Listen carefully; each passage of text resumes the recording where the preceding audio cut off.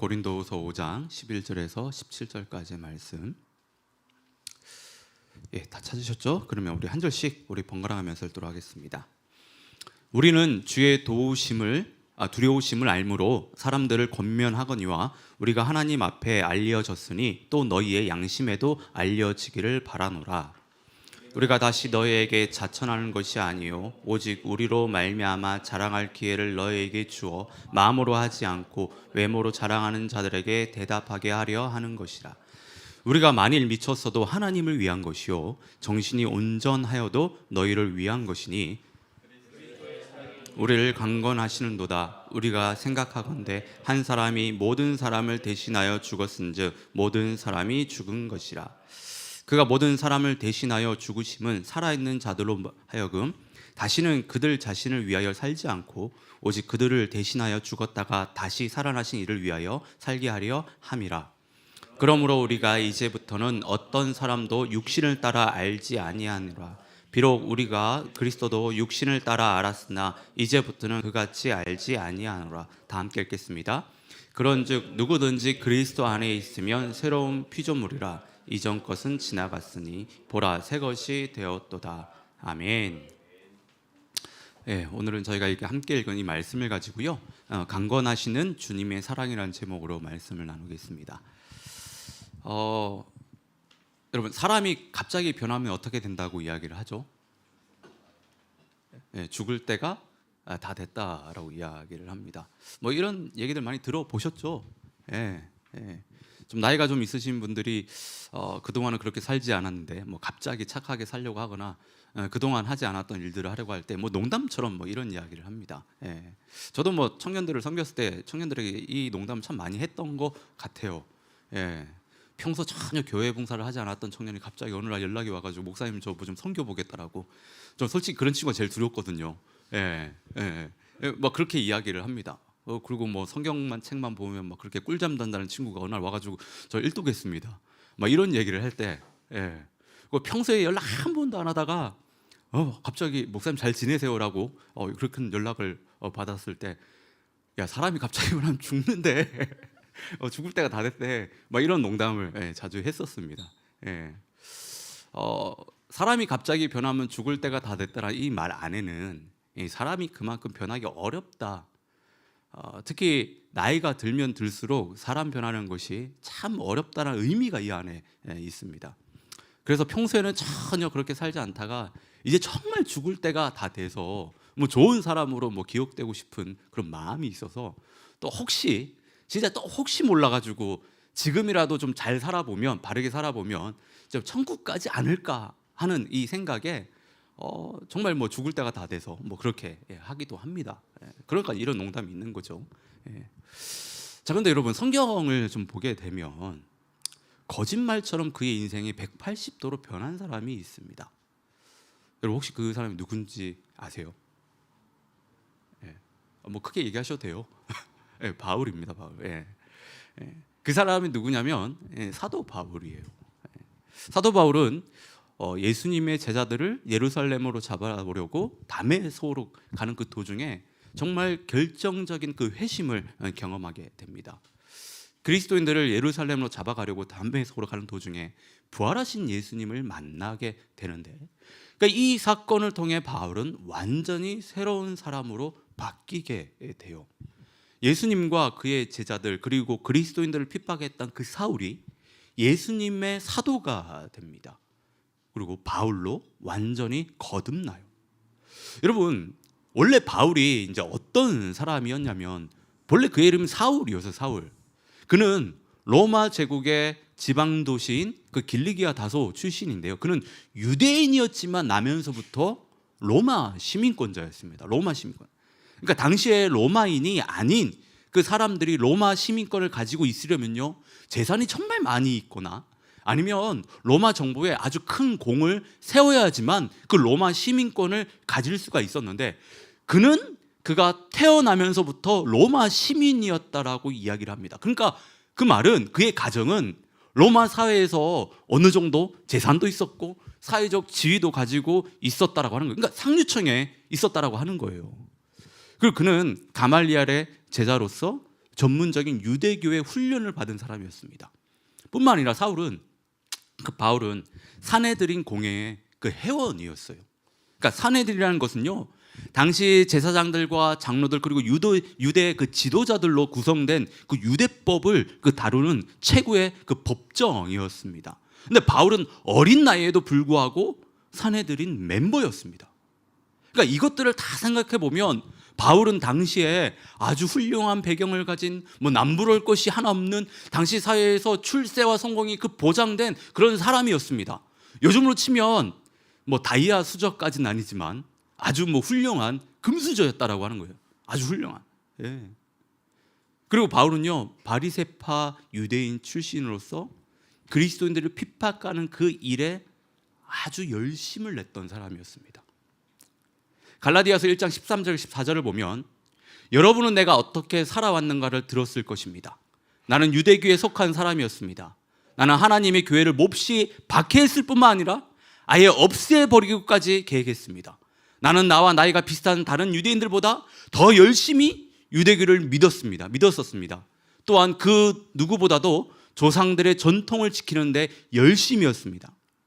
근데 유대교의 입장에서 생각해 보면 예수님을 메시아로 믿는 것은요, 하나님을 모독하는 그 죄였습니다. 이런 율법을 파괴하는 그 행위였기 때문에 유대인들의 입장에서는 이걸 도저히 받아들일 수 없는 그런 일이었습니다. 그런데 이것을 사울이 참을 수가 없었던 거예요. 그래가지고 열심을 내서 하나님의 그 교회와 그 그리스도인들을요 앞장서서 핍박했던 거예요. 그는 스데반 집사가 돌에 맞아서 순교할 때 그 일에 찬성을 했을 뿐만 아니라 사도행전 8장을 보면요, 예루살렘에 있는 그리스도인들을 죽이는 일에 가장 앞장섰다라고 했어요. 예루살렘에 있는 그리스도인들을 때려 죽이는 그 일에 앞장섰던 사람이에요. 그리고 다메섹에 있는 예수님의 제자들을 잡아서 가두기 위해서요, 무려 240km 그 거리를 갔던 사람이에요. 그러니까 그런 열심과 그런 특심이 있었던 사람입니다. 근데 이런 바울이요, 갑자기 변합니다. 그동안 자신이 믿고 따랐던 그 신념과 유대교를요 다 버리고, 그리고 자신이 누렸던 그 모든 특권들을 다 내려놓고 예수님을 전하는, 복음을 전하는 그런 복음 전도자가 돼요. 빌립보서 3장 6절부터 8절 그 말씀을 보면 바울이 이런 고백을 합니다. 율법을 지키는 것에 너무나 열심이었으므로 교회를 핍박하기까지 하였습니다. 내가 모세 율법을 지키고 따르는 데 있어서 그 어느 누구도 허점을 찾을 수 없을 정도였습니다. 완벽했다라고 하는 거예요. 그때는 이 모든 것이 내게 너무나 소중하고 가치 있는 것들이었습니다. 그러나 예수 그리스도를 만난 이후 그 모든 것이 아무 쓸모가 없는 것임을 알았습니다. 그뿐만 아니라 이 세상 그 어떤 것도 내 주 예수 그리스도를 아는 것과 비교가 되지 않았습니다. 예수 그리스도를 위하여 나는 모든 것을 버렸습니다. 모든 것이 쓰레기처럼 아무런 가치 없다는 것을 이제 압니다. 이로써 나는 그리스도를 알게 되었습니다. 그러니까 바울이 예수님을 만난 이후에 자신이 그동안 알고 있었던 그 모든 것, 그동안 가지고 있었던 그 모든 것, 누리고 있었던 그 모든 것이요, 예수님과 비교를 했을 때 다 쓰레기라고, 다 소용이 없는 것이라고 바울이 고백을 해요. 뿐만 아니라 바울은 복음을 전하다가요 수많은 고난과 고통을 겪게 됩니다. 고린도후서 11장 23절에서 28절 말씀을 보면 나는 더 많이 수고했고 감옥에도 더 많이 갇혔으며 셀 수 없을 정도로 매를 많이 맞았고 죽을 고비도 여러 번 넘겼습니다. 또 유대인에게 39대 맞는 태형을 5번이나 당했습니다. 몽둥이로 3차례 맞았고 돌에 맞은 적도 1번 있었습니다. 배가 난파된 적도 있었고 3번 있었으며, 밤낮을 망망대해에 표류한 적도 있었습니다. 자주 여행을 하는 동안 강물의 그 위험과 강도들로부터 오는 위험, 내 동족들에게 받는 위험, 이방인들에게서 받는 위험, 도시에서 당하는 위험, 황량한 그 광야에서 당하는 위험, 바다의 위험, 또한 거짓 신자들로부터 오는 그 위험을 겪었습니다. 나는 수고하며 애쓰며 살았습니다. 잠 못 들어 밤을 지샌 적이 여러 번 있었고, 배고프고 목마르고 굶기도 자주 하고 추위에 떨며 헐벗음의 고통도 받았습니다. 다른 것들은 접어두더라도 나는 날마다 모든 교회들에 대한 염려로 마음이 짓눌렸습니다. 그러니까 바울이 얼마나 큰 고난 가운데 수고하며 희생하며 하나님을 복음을 전했는지 저희가 알 수 있어요. 그의 육체의 고난과 고통뿐만 아니라 고린도후서 11장 28절에서 말하는 것처럼 다른 것들은 다 접어두더라도 나는 날마다 모든 교회에게 대한 그 염려로 마음이 짓눌렸다라고 하는 거예요. 그러니까 다른 고난과 어떤 그 육체의 고통은 다 참을 수 있겠는데 교회가 믿음에 약해지고 흔들릴 때마다 자신의 마음이 그렇게 애가 탈 수 없었고 그것이 자신에게 있어서 늘 큰 고통이었다라고 이런 이야기를 합니다. 여러분, 바울이 어떻게 이렇게 변했을까요? 어떻게 이렇게 변할 수가 있었을까요? 교회와 그리스도인들을 핍박하는 죄인 중에 계수였던 사람이 그동안 자신이 알고 누렸던 모든 것이 예수님 앞에서 다 쓰레기라고 복음만 전할 수 있다면 육체의 그 어떤 고통은 내가 얼마든지 다 참을 수 있다고, 교회의 믿음이 약해지는 일이 자신의 안위보다 더 걱정이 되고 염려가 되는 정말 예수님과 교회를 사랑하는 그런 사람으로 어떻게 바뀌게 됐냐는 거예요. 여러분, 왜 바울이 이렇게 변했을까요? 앞에서 얘기했던 것처럼 정말 죽을 때가 다 돼서요. 바울이 정말 죽을 때가 다 돼가지고 이렇게 바울이 180도로 변한 것입니까? 오늘 본문의 13절을 보면 우리가 만일 미쳤어도 하나님을 위한 것이요 정신이 온전하여도 너희를 위한 것이라고 이야기합니다. 당시 고린도 교회는요, 내적으로 또 외부적으로 바울을 대적하는 거짓 교사들이 정말 많이 있었습니다. 이들은 바울의 그 사도권, 쉽게 얘기해서 바울의 예수님의 그 사도됨을요 인정하지 않았어요. 그리고 바울이 하는 모든 사역들에 대해서 비난하고 비판했던 사람입니다. 그의 진정성을 의심하고 그 사역을 왜곡했던 그런 사람들이에요. 그리고 이들은 바울이 제정신이 아니라고, 미쳐서 저런 것이라고 맹 비난을 했습니다. 예. 바울에 대한 그 잘못된 그 소문들, 그 당시에 교회 안에 내적으로도 외적으로도 가득했다라고 하는 거예요. 그런데 바울은 그런 이야기에 그 소문에 대해서 연연하지 않아요. 오히려 그는요, 내가 미친 것처럼 보여. 그래, 나는 지금 하나님께 미쳤다라고, 하나님을 위해서 지금 미쳐있다라고 이야기를 합니다. 자신이 하나님께 흠뻑 빠져서 그렇다라고 담대하게 고백을 해요. 예. 여러분, 그도 그럴 것이, 그는 자신이 누렸던 모든 것을 내려놓습니다. 세상 사람들의 기준으로 보면요, 미치지 않고는 할 수 없는 일입니다. 생각해 보십시오. 당시 최고의 엘리트였잖아요. 세상에서 성공이 보장된 그런 사람이었습니다. 그런데 그것을 하루아침에 다 내려놨다고 하는 거예요. 조금씩 변해가지고 그렇게 변한 것이 아니라 하루아침에 예수 그리스도를 만나고 난 이후에 그 모든 것을 다 내려놓습니다. 그리고 예수님을 위해 살겠다라고 이야기를 해요. 여러분, 그렇다고 그 당시에 예수님을 위해 사는 것이 좀 폼나고 품 있는 일이었습니까? 아닙니다. 세상 사람들이 세상이 인정해주지 않는 일이에요. 죽을 수도 있는 일이었습니다. 고린도후서 11장에서 말하는 것처럼 바울은 예수님을 믿는 것 때문에 정말 수많은 그 죽음의 그 고비를 넘겼었어요. 여러분, 정말 미치지 않고는, 예수님한테, 하나님한테 흠뻑 빠지지 않고는 이 일을 할 수가 없어요. 여러분, 저희도 그렇습니다. 세상 사람들 누리는요, 저희가 일요일 아침에 정말 일요일 오전에 3-4시간씩 모여서 하나님을 예배하고 성경 공부하고 이해하지 못해요. 휴가 내서 수련회에 참석하고 성교하는 건 이해하지 못합니다. 예. 힘들게 돈 벌어가지고 교회에 헌금하고 11조하고 또 성도들 이렇게 대접하고 하는 그 일들을요, 예, 이해하지 못합니다. 지금 이 자리에 우리 강영 집사님하고 박경민 집사님이 앉아 계시는데 알더그룹에 사시거든요. 예. 거기서 뭐 대략 찍어도 1시간이 걸려요. 여기 오려면. 예. 그 아침 일찍 이렇게 오셔가지고 방송으로 또 찬양팀으로 이렇게 섬기는데, 여러분 세상 사람들이 집사님들의 이런 모습을 보면요, 이해하지 못합니다. 미쳤다라고 이야기해요. 그렇게 힘들고 어려운 일들을 하는데 주일날 쉬어야지, 그래 월요일부터 다시 그렇게 힘내서 일할 거 아니냐고 그들을 그렇게 바라봐요. 예. 여러분, 바울이 미쳤다는 소리를 들으면서도 예수님을 포기하지 않고 가는 이유가 그 무엇입니까? 강 집사님하고 박 집사님이 비롯해서 우리 모두가 왜 날마다 이 쉬는 이 주일 아침에 나와서 하나님을 이렇게 예배하고 섬깁니까? 왜 성경 공부를 해요?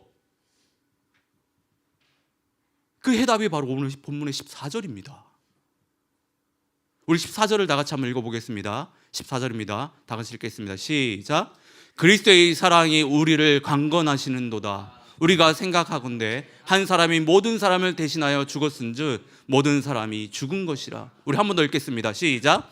그리스도의 사랑이 우리를 강건하시는도다. 우리가 생각하건대 한 사람이 모든 사람을 대신하여 죽었은즉 모든 사람이 죽은 것이라.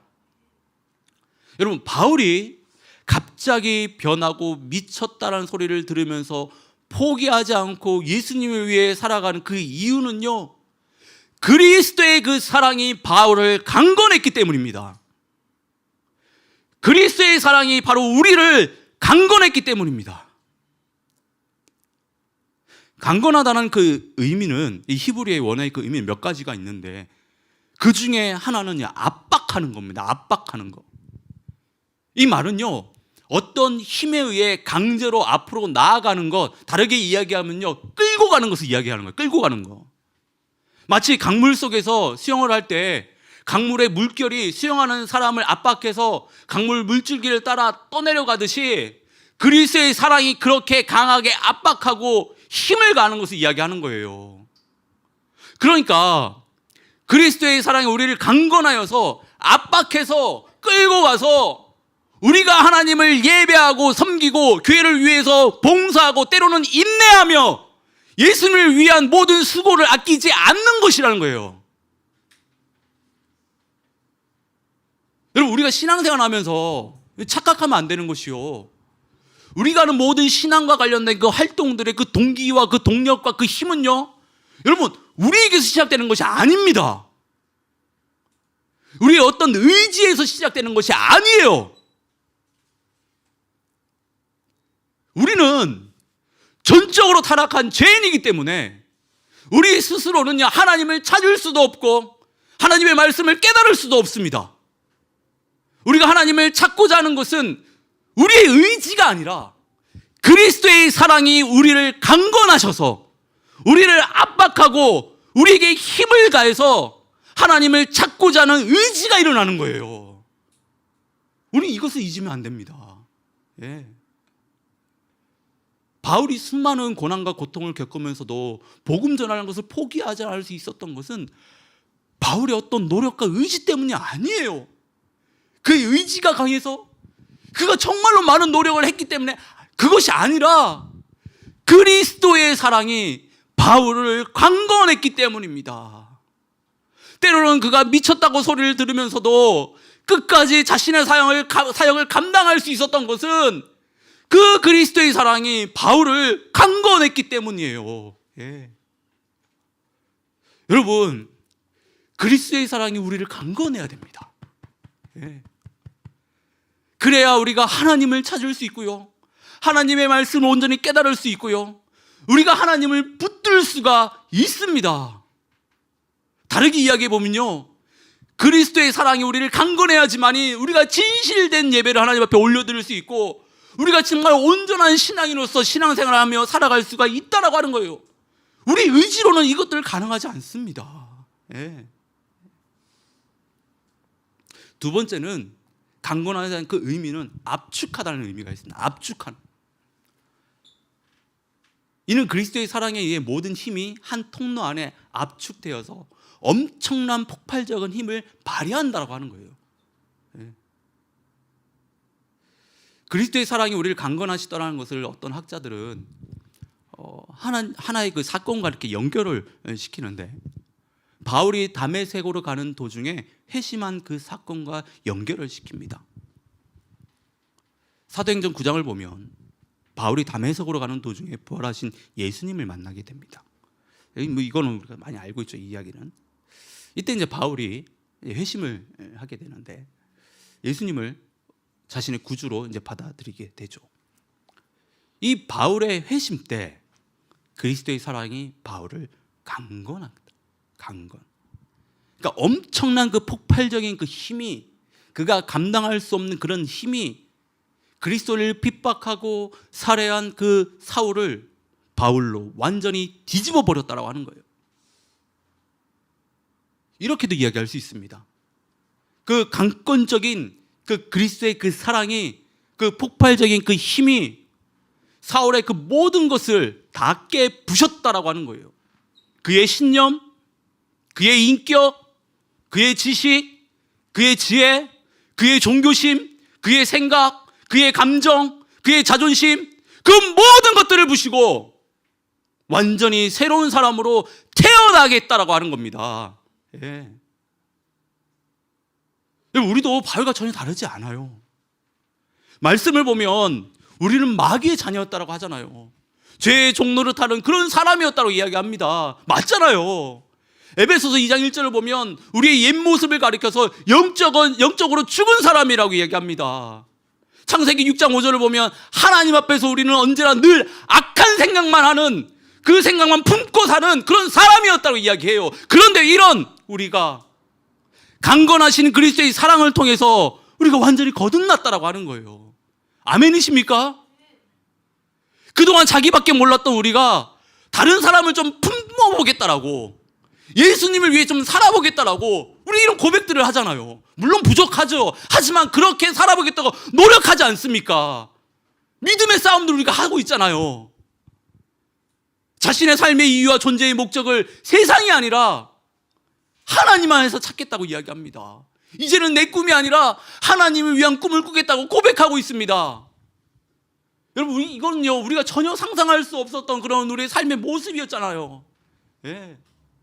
여러분, 우리가 왜 이렇게 됐습니까? 그리스도의 사랑이 우리를 강건했기 때문에, 그리스도의 사랑이 우리를 강건했기 때문에 그런 거예요.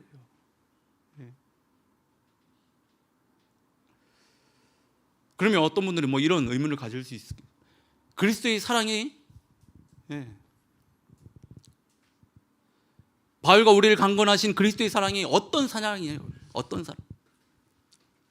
어떤 사랑이길래 그렇게 강력한 힘을, 우리가 정말 옴짝달싹할 수 없는 그런 힘을 가질 수 있냐라고 하는 거예요.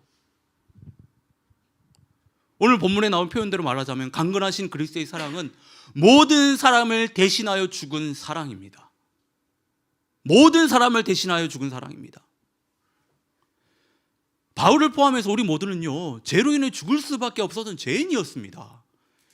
죄인이 우리에게 보장된 것은요, 영원한 죽음이었다라고 하는 거예요. 그런데 이런 우리를 하나님의 자녀로 삼기 위해서, 하나님과의 관계, 그 끊어진 관계를 회복하기 위해서, 화목하게 하기 위해서는요, 우리가 지은 죄가 해결이 되어야 되는데, 하나님께서는 자신의 외아들 예수 그리스도를 이 땅 가운데 보내시고 십자가에 달려 죽게 하심으로 우리의 모든 죄를 해결하셨습니다. 예수님께서 십자가에서 우리의 죄에 대한 대가를 다 지불하셨다고 하는 거예요.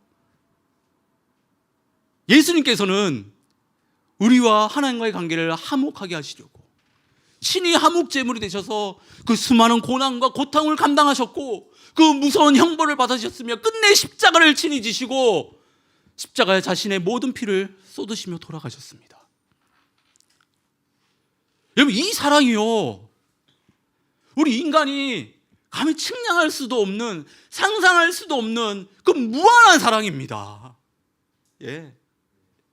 이 사랑은 자식을 향한 부모들의 그 사랑을 뛰어넘을 뿐만 아니라 예수님을 향해 순교자들이 보인 그 사랑보다도 더 강력한 그런 사랑이라고 하는 거예요.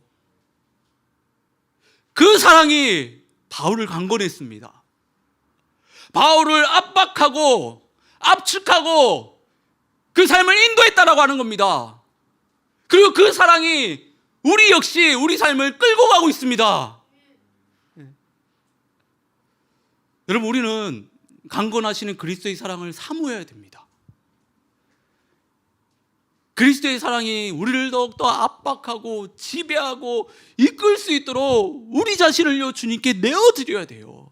그래야지만 더욱더 하나님을 사랑할 수 있고, 그래야지만 하나님을 더욱더 의지할 수 있고, 그래야지만 우리가 전심으로 하나님 앞에 나아갈 수 있다라고 하는 거예요. 여러분, 우리는 우리의 의지로 하나님을 전심으로 사랑할 수 없습니다. 우리 날마다 고백하잖아요. 하나님 사랑하고 싶다라고, 하나님을 따라하고 싶다고, 믿고 싶다라고. 여러분, 아니에요. 우리는 우리의 의지로 그걸 할 수 없어요. 우리 의지는요 전혀 믿을 것이 못 됩니다. 우리의 의지는요 언제든지 꺾일 수 있습니다. 우리는 우리의 의지로 하나님을 사랑할 것이 아니라 강건하시는 그리스도의 사랑으로, 강건하시는 그리스도의 그 사랑에 힘입어 하나님을 사랑해야 되는 거예요. 이를 요한일서 4장 19절에서 뭐라고 이야기하냐면, 우리가 사랑함은 그가 먼저 우리를 사랑하셨습니다. 우리가 주님을 사랑함은 그가 먼저 우리를 사랑하셨습니다. 착각하면 안 됩니다, 여러분. 우리가 예수님을 먼저 사랑한 게 아니에요. 예수님께서 우리를 먼저 사랑하셨기 때문에, 그 사랑이 우리를 강건했기 때문에 우리가 주님을 사랑할 수 있는 겁니다. 여러분, 지금 무엇이 여러분들의 삶을 강건하고 있습니까? 무엇이 여러분들의 삶을 지금 압박하고 있고 지배하고 있습니까? 지금 무엇이 여러분들의 삶을 이끌어가고 있습니까? 여러분, 이거 잘 생각해 보셔야 돼요. 지금 여러분들의 삶을 압박하고 있는 것이, 이끌어가고 있는 것이 여러분들의 마음입니까? 지금 여러분들의 감정입니까? 여러분들의 자존심이세요? 아니면 여러분들이 그동안 가지고 있었던 그런 신념입니까? 아니면 가치관이에요? 아니면 돈입니까? 아니면 성공이에요? 아니면 가족이나 연인입니까? 아니면 사람들과의 관계예요? 여러분, 정말 잘 생각해 보셔야 돼요. 지금 내 삶을 압박하고 있고 내 삶을 이끌어가고 있는 것이 무엇인지 정말 냉정하게 살펴보셔야 됩니다. 그래서 만약에 그리스도의 사랑이 지금 내 삶을 강건하고 있지 않다라고 한다면, 우리는요, 여러분, 그 사랑을 구해야 돼요. 다른 무엇보다 그 그리스도의 사랑, 나를 위해 십자가에 달려 돌아가신 그 주님의 그 놀라운 그 사랑, 그 사랑을 구해야 됩니다. 그 사랑이 내 삶에 가득하기를, 내 삶 가운데 충만하기를 여러분 정말 구하고 또 구하셔야 돼요. 예수 그리스도의 그 사랑은요 참 독특한 힘을 가지고 있습니다. 그 사랑은 또 다른 사랑을 만든다는 거예요. 그리스도의 사랑을 알고 깨닫는 사람들은요, 그리스도께서 보여주신 그 사랑을 다른 누군가에게 실천을 합니다. 여러분, 한번 신실하게 예수님을 따랐던 그 사람들을 생각해 보십시오. 그들의 삶이 어땠는지를 한번 생각해 보십시오. 바울의 삶을 여러분 한번 생각해 보시기 바랍니다. 그들은 한 명도 빠짐없이 예수 그리스도의 그 사랑을 실천했던 사람이에요. 예수 그리스도의 그 사랑을 그 전하는 일에 자신의 온 삶을 다 드렸다라고 하는 겁니다. 예전에 교회에서 모임을 하는 한 청년이 이런 고백을 하더라고요. 목사님, 예수님을 믿기 전에는 오로지 내 삶에만 관심이 있었습니다.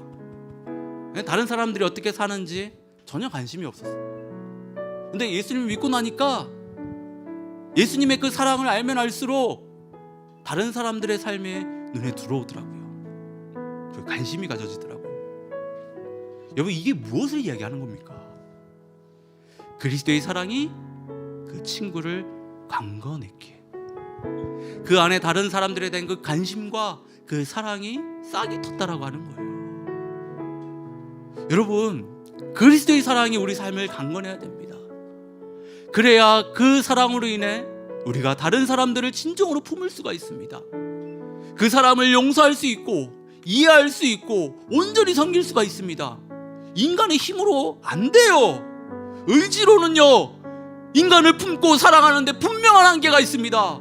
지금 결혼하신 분들은 다 알잖아요. 우리가 그렇게 뜨겁게 사랑해서 결혼을 했지만 그 사랑이 계속 유지가 되던가요?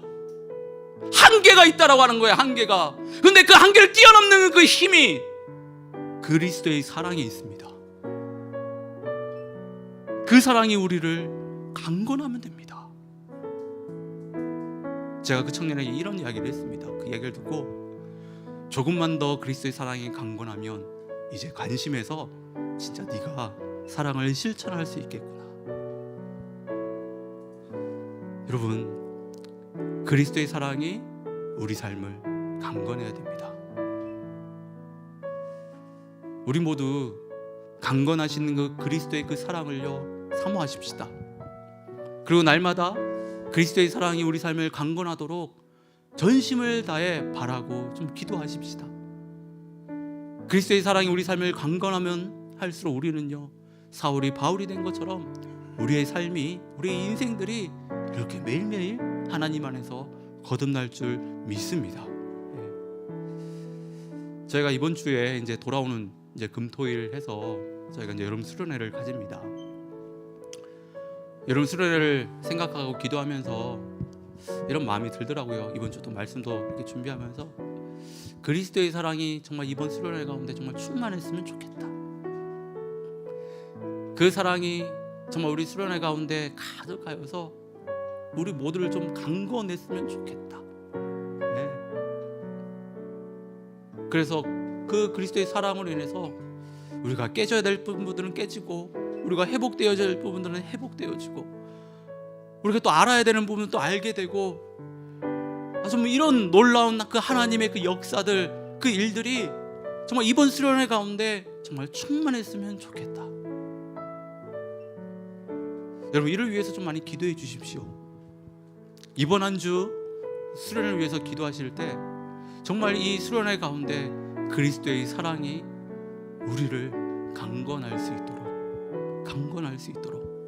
그래서 우리 수련회 가운데 정말 하나님이 원하시고 바라시는, 또 우리가 기대하는 그 놀라운 일들이 정말 일어날 수 있게 정말 기도해 주시기를 진심으로 바랍니다. 그리고 우리 삶 가운데도, 저는 우리 하늘둥지 이 교회 가운데도, 또 우리 예배드리는 이 시간 가운데, 그리고 우리 가지는 그 모든 그 모임들 가운데 그리스도의 사랑이 가득하여서 그 사랑이 우리의 그 모든 것들을 강건하기를 진심으로 바랍니다. 이 시간